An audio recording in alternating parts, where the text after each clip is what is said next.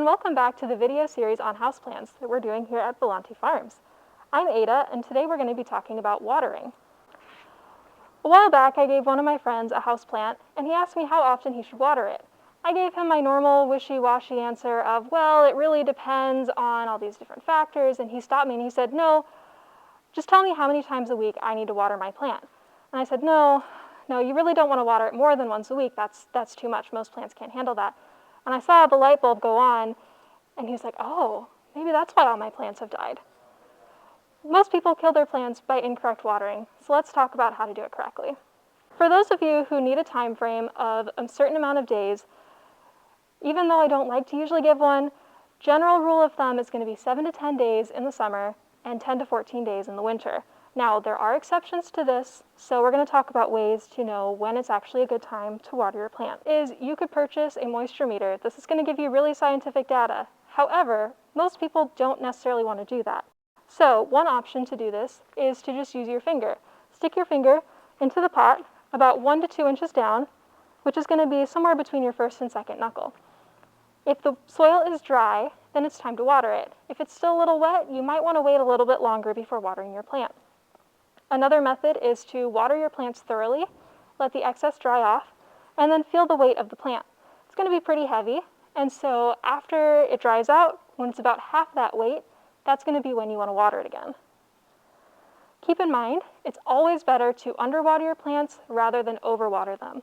Most plants can bounce back from a wilt from being too dry. However, once your plant's roots start to rot, they're really not going to be able to come back as easily.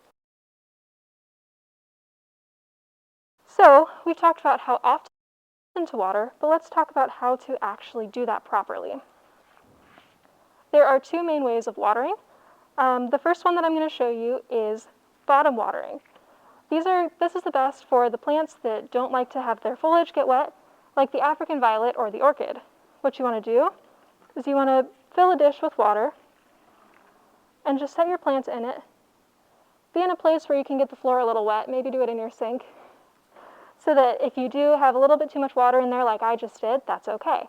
Now that's going to sit there for a little while, soak up that water, and then when you're done, you want to make sure to dump any excess water out. Again, you probably want to be at your sink, but I'm in a greenhouse, so it doesn't matter so much. All right, the second method of watering is top watering, which is what most people think of when they think of watering. Now, what you want to make sure that you do here is you want to water it so that water comes through to the bottom of the pot. So you want to water it until it soaks through and your dish starts to fill up with a little bit of water. This allows for the soil to really soak up the water, and it makes it so that any minerals or salts that might be building up in your soil get washed through.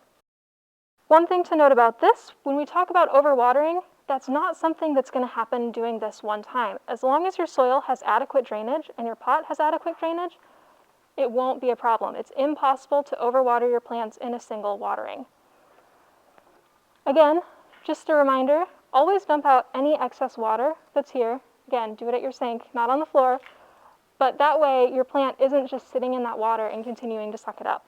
If you can, it's best to water your plants in the morning, and this will help to prevent things like sunburn from the leaves having water on them where the sun hits it and causes it to be really intensified there, or mildew forming by watering your plants too late at night and not having a chance to dry out as your house gets colder or the plant isn't using up as much water during the day. Along with that, when you're watering it, do try to avoid getting the foliage wet, regardless of which method you use. Most plants prefer not to have their leaves wet. So what are some signs of improper watering? Well, unfortunately, they can both be similar for overwatering and underwatering. If your plant is wilting, that could be a sign of either. If you're worried about it, check your soil. If it's dry, it's probably just needing some water. If it's wet, then you probably don't need to water it anymore, and you should let it dry out a little bit before, because this can be a sign of your roots starting to rot. Another sign is if the leaves are starting to brown. If the browning is a little bit crispier, that's a good sign that your plant is too dry. If it's more soggy and limp, it's probably too wet.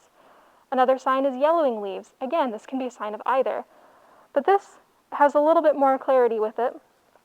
If your leaves are yellowing and there's loss of new growth, it's probably a sign that you're overwatering your plant. If it's the lower leaves that are getting yellow and they're starting to curl, that's a good sign of underwatering. So keep those things in mind. However, if you smell a foul odor or if you notice your roots are starting to turn black, that's a good sign that you have root rot. Now, root rot is really hard to come back from. You can possibly do it if all of your roots haven't fully rotted, but it's just better to water your plants properly and not try to deal with that after the fact.